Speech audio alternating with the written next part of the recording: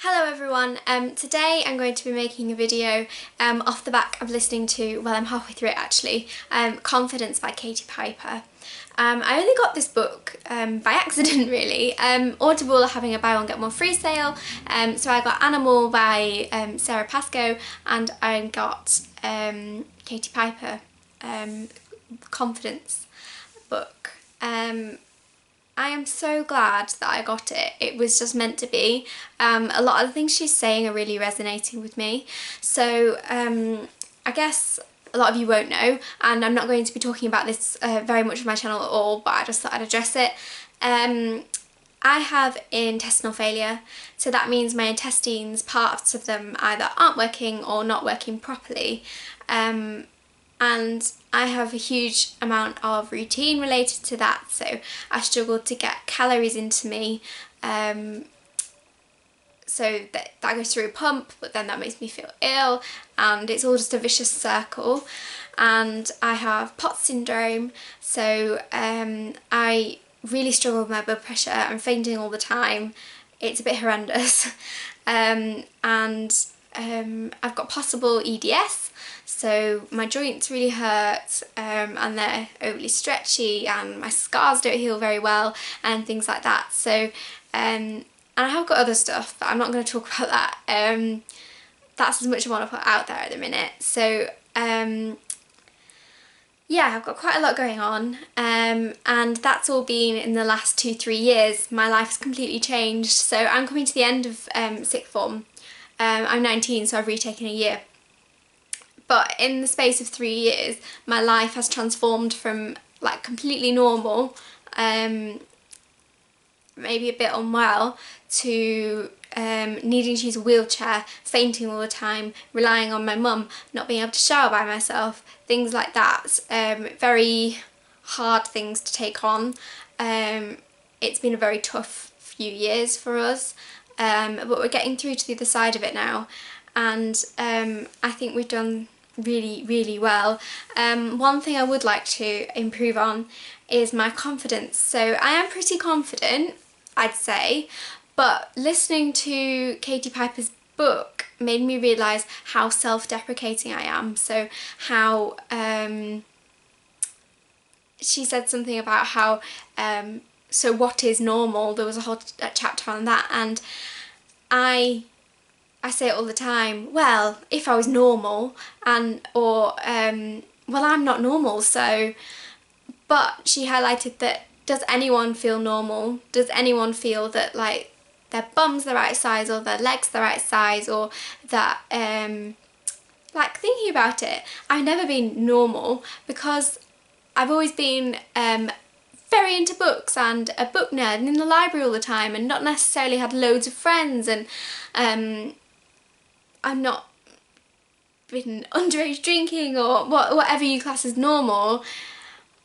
It's so relative, and she highlighted like around the world normal is different in every place, and what we class as a society as normal is very much photoshopped. So does normal even exist?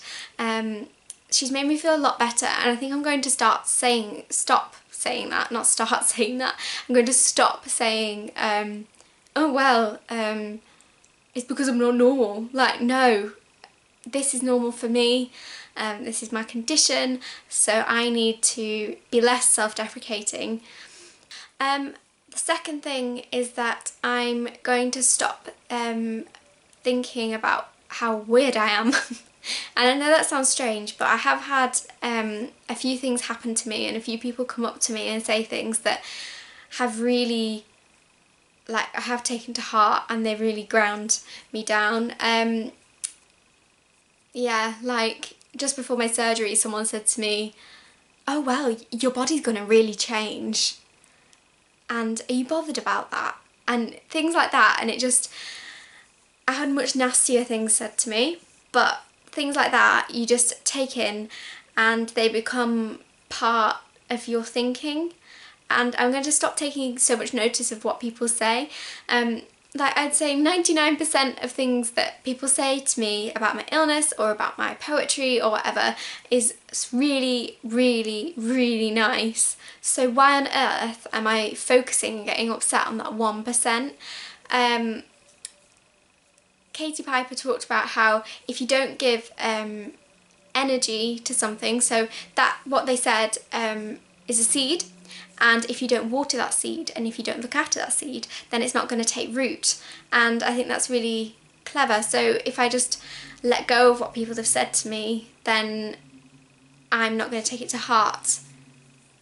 Katie also talked about becoming one of the crowd, and would I really want that anyway? So if you're one of the crowd, nobody you're not different to anybody else, there's nothing special about you. And she said that really nobody is part of the crowd, that everyone has something that's special about them or different about them, and there should be no normal. That's basically her point. Everyone is different, and that is amazing. Katie did quite a chapter that's really changed something in my head. So she talked about why me, why has this happened to me? And sometimes I do think that, I have to say, because it's just a glitch in my brain, all of this that's happened, it could have happened to anybody. I'd often think, why me? And she said she's been through horrific stuff, absolutely horrific. Why me? Well, she said, why not me? Because she's been fit and healthy enough to get through it, whereas someone else, it may have killed them. And for me, why not me? I have an amazing family that are really looking after me. I have an amazing community team around me. I've got an amazing doctor. Yes, it's rubbish, but why not me? I need to stop saying why me and why not me, because why not me is a lot of a much more healthier way to think. She talked about fake it until you make it confidence. So she said that going out she felt really anxious but became this extrovert when she was out, and I'm going to try and become a bit more, I don't know, for me it's around dinner tables. So when I'm sat down it's really hard because I can't eat or drink, so it's really hard not to look at people's food and think, oh my god, I'd love to eat that.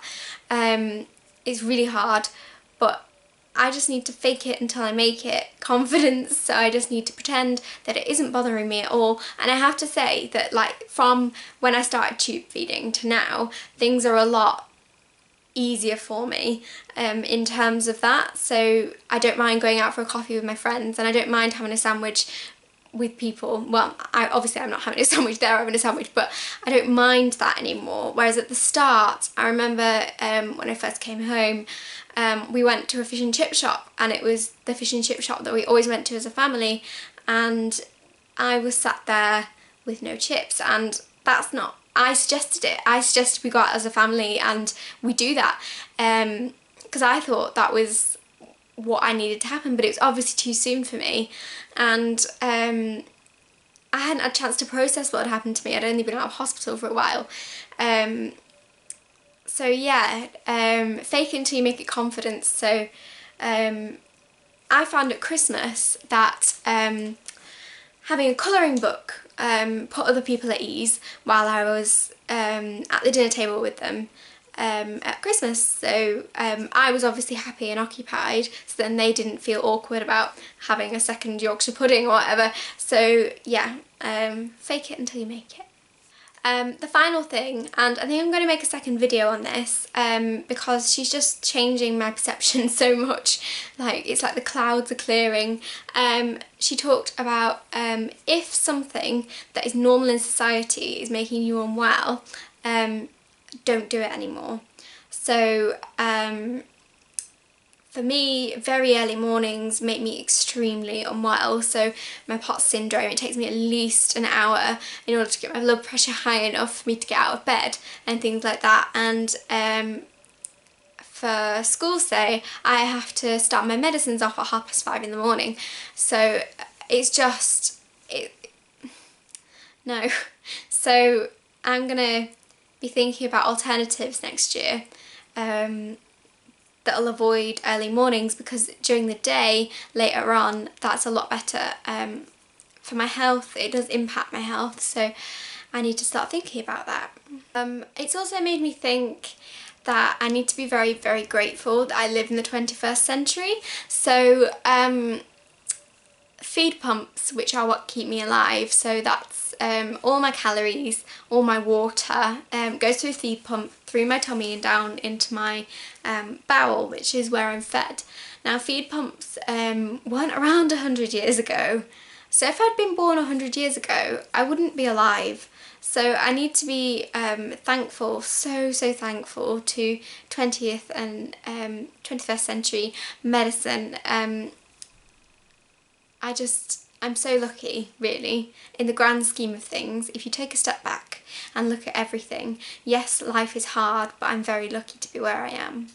That I'm coming to a close now, but I honestly think the biggest thing that I've taken from it is I need to stop being so judgmental on myself. So yes, my friends are at uni, yes, they're going away and doing things, but I need to start saying, oh my goodness, you are so poorly and look at what you're achieving.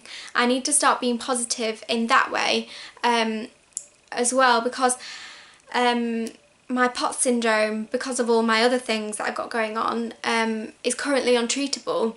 So that's why I faint so much, and that's why I struggle so much with my blood pressure.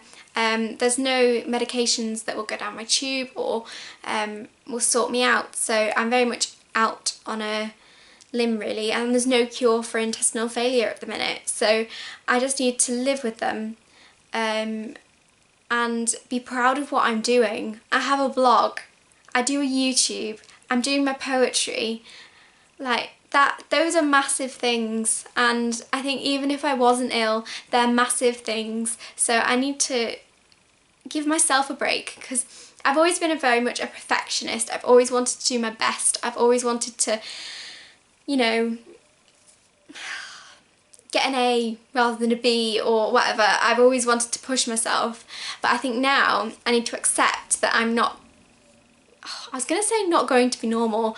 I'm not going to be what society expects of me, and that's what I'm going to start saying instead of normal.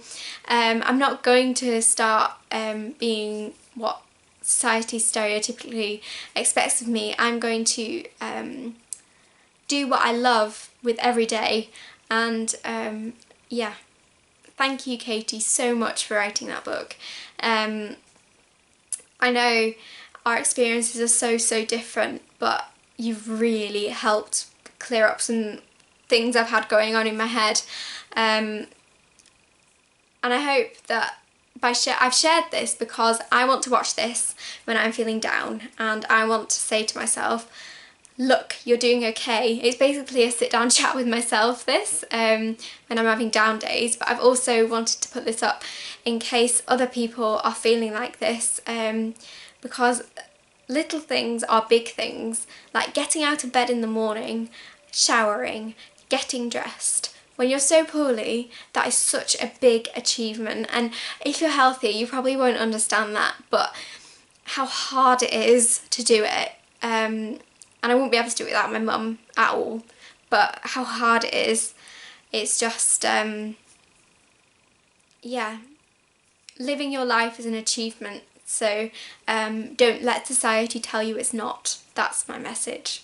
This has probably been a really long video, but I think it needed to be made. I don't think there's enough chronic illness advice out there, so yeah, if you're struggling with something, please chat to me in the comments, and if you've read any books that you think might help me, so anything about severe gastro issues, or about POTS syndrome, or anything that you think I would enjoy reading, please comment below, and if this video has made you think of things differently, please comment below.